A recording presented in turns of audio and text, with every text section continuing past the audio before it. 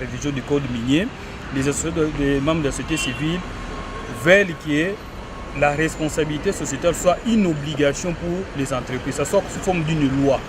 Mais ce ne sont que des négociations qui vont aboutir à ce qu'on puisse intégrer comme obligation. C'est vrai que les entreprises se plaignent en disant qu'ils ont des taxes et autres dépenses minières qui devaient permettre à l'État congolais de développer les contrées.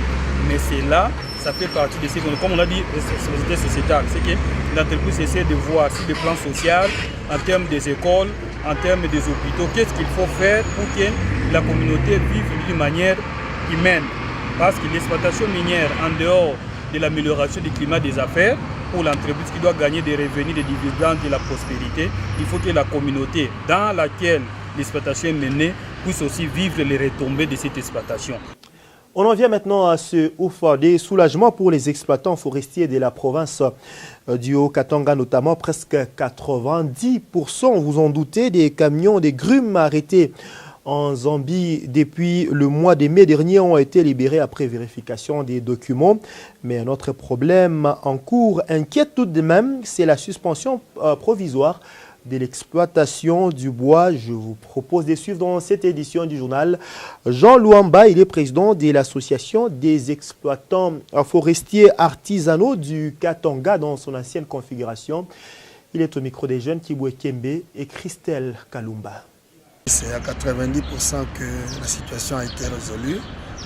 Sur 466 camions, je crois, on a déjà libéré plus de 400. Il y a une quarantaine qui est restée en litige. Je crois qu'on est en train aussi de travailler sur ça pour que tout soit libéré. C'est plutôt ici que les histoires semblent être bloquées. Parce que quand le directeur de cabinet est arrivé pour suspendre l'exploitation et l'exportation du bois, c'était à titre conservatoire et que les dossiers étaient remis au niveau du parquet.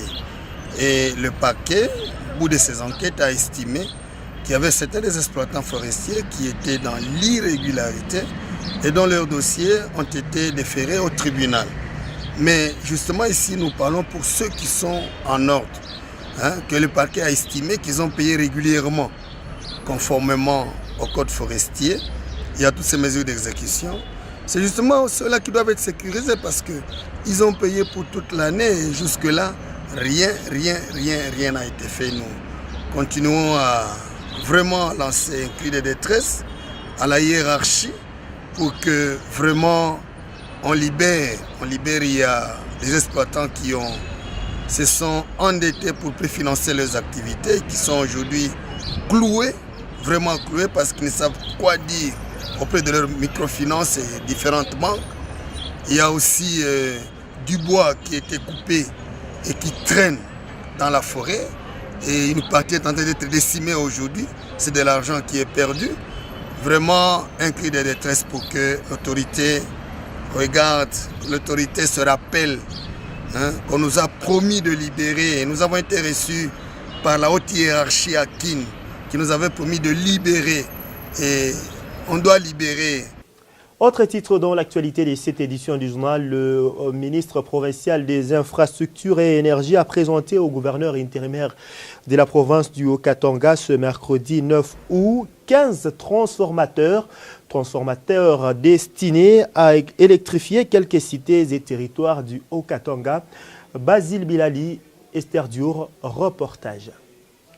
Pas un seul quartier sans électricité, c'est une opération lancée par le gouverneur intérimaire du Haut-Katanga et appuyée par tout l'exécutif provincial. C'est dans ce but que ce mercredi, le ministre provincial des Infrastructures, Nazem Nazembe, a présenté au gouverneur Pandeka Popo les 15 transformateurs de 315 et 500 kVA destinés aux territoires et cités du Haut-Katanga, à savoir Poeto, Sakania, Chinsenda, Kasumbalesa et bien d'autres. Le chef de l'exécutif provincial, Célestin Pandeka Popo, s'est dit satisfait d'avoir répondu à l'appel du chef de l'État, Joseph Kabila Kabange. Nous venons de l'intérieur, on a promis à la population qu'ils auront les transformateurs. Lorsque vous promettez un homme sérieux, un homme irresponsable, c'est lorsque tu promets, tu réalises. Pourquoi nous sommes en train de payer avec les taxes locales, ainsi avec ce que le président de la République met à notre disposition. C'est ainsi que nous sommes en train d'acheter. Ces transferts sont destinés à l'intérieur. précisément dans les territoires de Sakanya, Kasenga, Pueto, parce que ce sont des transports de 315 et 500 kW. La prochaine étape, c'est l'octroi de l'eau potable à la population haut-katangaise. Déterminé à résoudre les problèmes sociaux des Hauts-Katangais, Célestin Pandé-Kapopo poursuit son chemin vers la révolution de la modernité prônée par le Raïs, Joseph Kabila Kabange. Un mot dans l'actualité internationale, vous le savez peut-être, c'est la 9e fois que le président sud-africain Jacob Zuma échappe à une motion de défiance. L'Assemblée nationale de Pretoria lui reproche plusieurs griefs, notamment le détournement des deniers publics. Selon certains internationalistes, cette motion aura en tout cas un impact négatif, notamment à l'horizon 2017 lors de l'organisation des échéances électorales. Je vous propose de suivre le professeur Emmanuel Kayembe. Il est chef du département des relations internationales à la faculté des sciences politiques et administratives de l'université de Lubumbashi. Il répond aux questions de Pascal Mpangamouito. Un bon nombre de membres de son parti, l'ANC, ils ont pratiquement voté contre lui. Il avait la chance de son côté, malgré ces faits-là, la motion a été rejetée et qu'il est resté au pouvoir. Il perd beaucoup au sein du parti, de l'estime d'abord de beaucoup de membres de l'ANC, et que je vois bien en 2019, il sera pratiquement parti du pouvoir. On va avoir, si pas au sein du parti, l'émergence d'un nouveau leadership pour l'ANC et pour l'Afrique du Sud. Et quand vous scrutez, quand vous regardez très bien le parti politique ANC, son vice-président, c'est pratiquement Cyril Ramaphosa, qui pratiquement risque d'être le prochain président de la République sud-africaine en 2019. Un mot de culture dans cette édition du journal. Après un long séjour en Allemagne, un séjour de 3 mois précisément, l'artiste à la fois comédien et musicien Sando Marto est de retour à Lubumbashi depuis l'après-midi de ce mercredi via l'aéroport international de la Luano. À sa descente de l'avion, Sando Marto a résumé son séjour en Allemagne. Je vous prie de le suivre au micro de Jerry Lufinika. En fait, nous venons précisément de l'Allemagne.